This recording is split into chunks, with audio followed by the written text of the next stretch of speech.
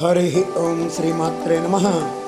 లలితా సహస్రనామ పారాయణలో భాగంగా ఈరోజు అమ్మవారి నామం 937వ నామం, 4 అక్షరాల నామం విరాగిణి. ఈ నామంతో అమ్మవారికి నమస్కారం చేసుకున్నప్పుడు ఓం విరాగిణ్యై నమః అని చెప్పుకోవాలి.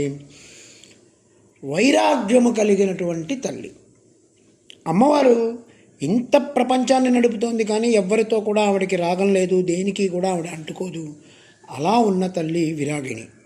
విశాలాక్షి, విరాగిణి ఈ 2 నామాలు కలిపి ఒక అద్భుతమైనటువంటి తత్వాన్ని ఆవిష్కరింపజేస్తున్నాయి. కాశీ విశాలాక్షి యొక్క తత్వాన్ని మనకి ఈ నామం ద్వారా వసిన్యాది వాగ్దేవతలు తెలియజేశారు. విశ్వమాత, జగద్ధాత్రి, విశాలాక్షి, విరాగిణి.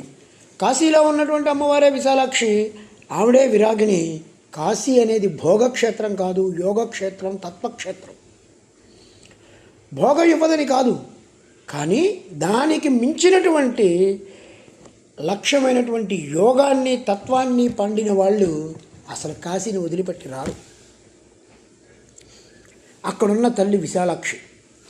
ఆ తల్లి ఎలా ఉంటుందంటే, ఎవరి అక్షి అయితే, అంటే ఎవరికన్నైతే విశాలం ఉంటుందో వాళ్ళే వైరాగ్య స్వరూపాలు. జ్ఞానం పెరుగుతున్న కొద్దీ వైరాగ్యం పెరుగుతుంది. జ్ఞానమే విశాలమైనటువంటి నేత్రం, అజ్ఞానం సంకుచితం అని చెప్తారు. మన శరీరం, మన ప్రపంచం, మన సంపాదన, ఇవన్నీ దేనికోసమైతే వెంపర్లాడుతామో వాటితో ఉంటే అది రాగం, వైరాగ్యం కాదు. జ్ఞానం అనేది ఉంటే విశాలమైనటువంటి ప్రపంచాన్ని చూస్తాం. ఆ ప్రపంచాన్ని చూస్తున్న కొద్దీ క్రమక్రమంగా ఇవన్నీ అనిత్యాలు, ఏది నిత్యం, ఏది సత్యం అనేటువంటి ఎరుక కలుగుతూ ఉంటుంది.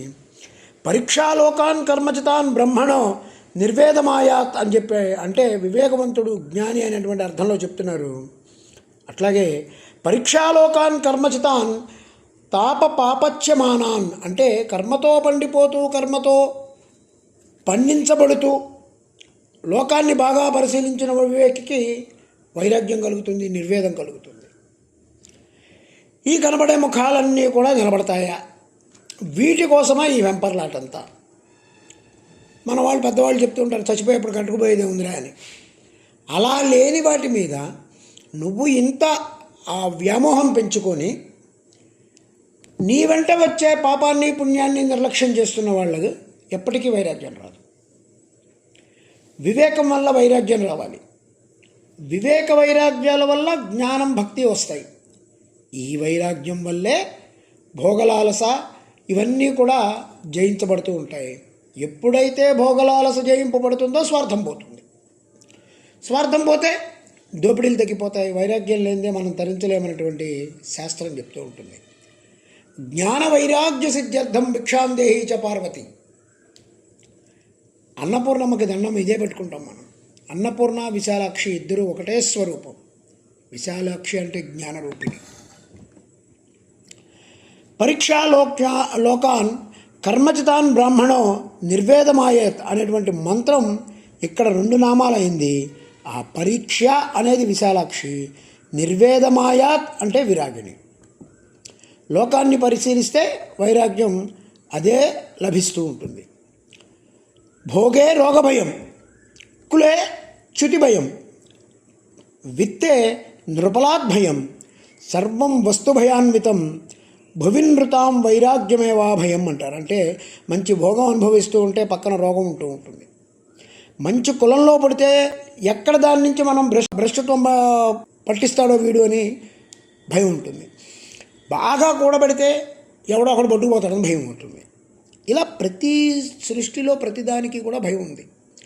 ఒక్క వైరాగ్యంలో భయం లేదు. ఆ స్థితి రావాలి. ఇది భర్తృహరి చెప్పాడు. వివేకం కలిగిన వైరాగ్యం కావాలి. వివేకం విశాలాక్షి. భోగం అనుభవిస్తూ ఉంటే పక్కనే రోగం ఉంటూ ఉంటుంది. మంచి కులంలో పుడితే ఎక్కడ దాని నుంచి భ్రష్టుడు పుడతాడో అని చెప్పి భయం ఉంటుంది. బాగా కూడబెడితే ఎవడో ఒకడు పట్టుకుపోతాడేమో దొంగల భయం ఉంటుంది. ఇట్లా సృష్టిలో ప్రతి వస్తువు కూడా భయమే, ఒక్క వైరాగ్యం తప్ప అని చెప్పి భర్తృహరి చెప్తాడు. వివేకం కలిగిన వైరాగ్యం కావాలి. ఆ వివేకమే విశాలాక్షి, వైరాగ్యమే విరాగిణి. ఓం ఐం హ్రీం శ్రీం శ్రీమాత్రే నమః. ఓం శ్రీ మహారాజ్ఞే నమః. శ్రీమత్ సింహాసనేశ్వర్యై నమః.